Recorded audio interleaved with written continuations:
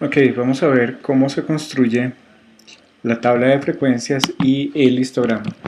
Una primera cosa que vale la pena obtener primero son como los insumos.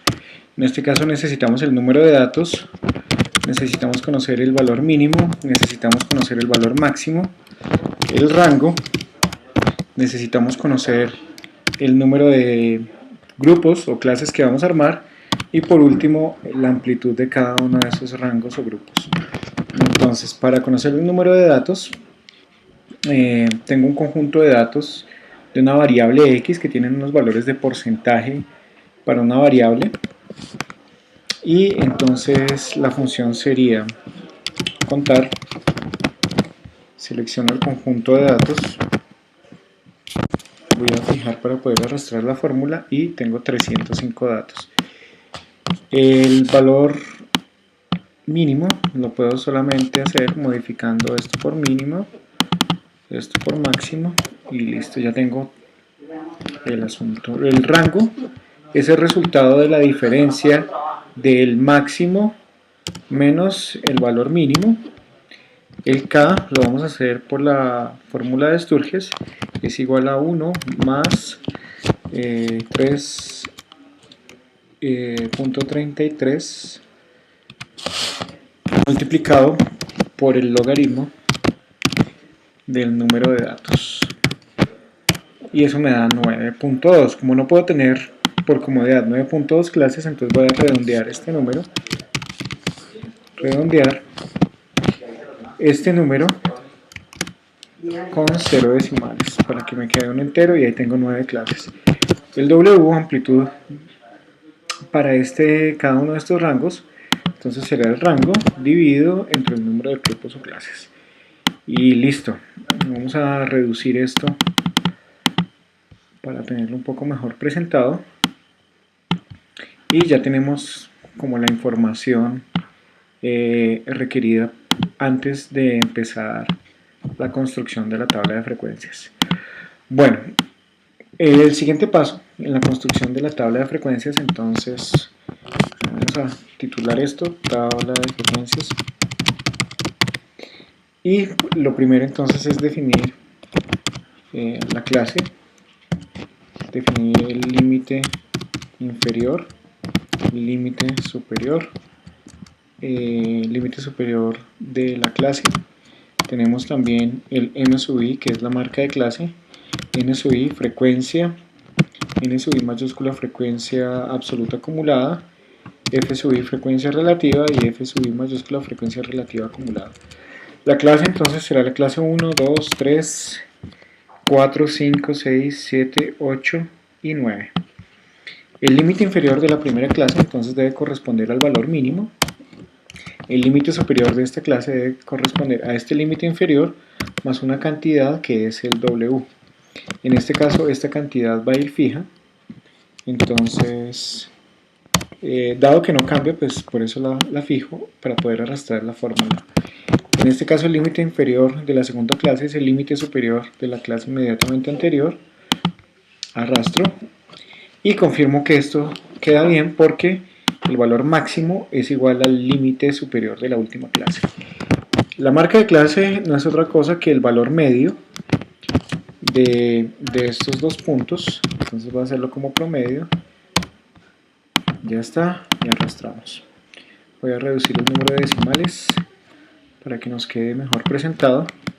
Y luego viene la frecuencia. La frecuencia entonces la vamos a hacer no como la frecuencia absoluta, sino la frecuencia absoluta acumulada, aprovechando una función de Excel que se llama frecuencia. Entonces tomo el conjunto de datos.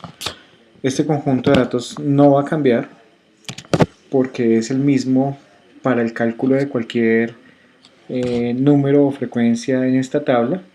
Y luego la parte de grupos la voy a definir como el límite superior. El programa básicamente lo que va a hacer es contar cuántos hay desde el primer dato hasta este último límite superior. Por eso encontraré que el último dato es 305, es decir, el programa va a contar para nuestro conjunto de 300 datos, va a contar cuántos hay desde el primero desde la posición x1 hasta el último que estará por acá, que será el dato 305. Y sin necesidad de ordenarlos, el programa va a contar cuántos hay desde el primero hasta esa posición.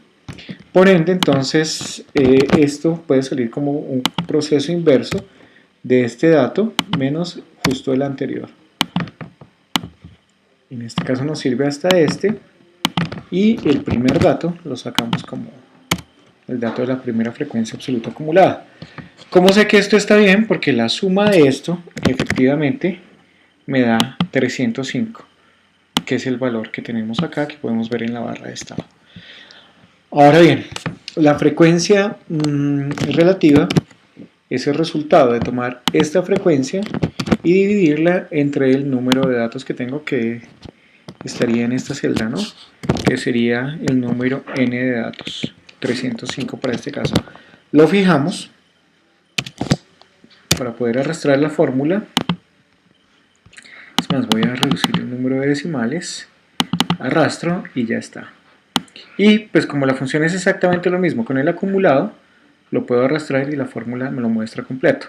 En este caso, verifico que está bien porque el último dato de la frecuencia acumulada, de la misma manera que este es 305 igual al total, este número debe ser 1 igual al 100%. Para terminar, pues vale la pena darle un arreglo a la tabla para que nos quede mejor presentada y nos quedaría algo como esto. Ya con la tabla de frecuencias, entonces lo que sigue es la construcción del histograma. Para hacer el histograma vamos a la ficha insertar. Podríamos de una vez seleccionar la frecuencia relativa, que es con la que vamos a hacer la parte gráfica, e insertamos un gráfico de líneas. Este gráfico de líneas lo voy a colocar por acá. Tiene algunas cosas que no necesitamos, como la serie, como las líneas de división, y vamos a organizarlo pues ya para que nos quede presentado como debiera ser. Una primera parte es colocar los rótulos del eje X, que no son estos, sino son la marca de clase, como sabemos. Se seleccionan las marcas de clase que están acá. Los valores, fíjense que ya aparecen en el eje X. De esta manera podemos reducir los intervalos para que nos quede el histograma. Es muy importante que las barras queden unidas, porque eso indica que justo donde termina una clase empieza la siguiente. Y pues por último nos queda los rótulos, rótulo del eje horizontal y rótulo del eje vertical. Entonces acá podemos poner los títulos que correspondan en cada caso, y con esto pues tenemos la tabla de frecuencias y el histograma para el ejercicio.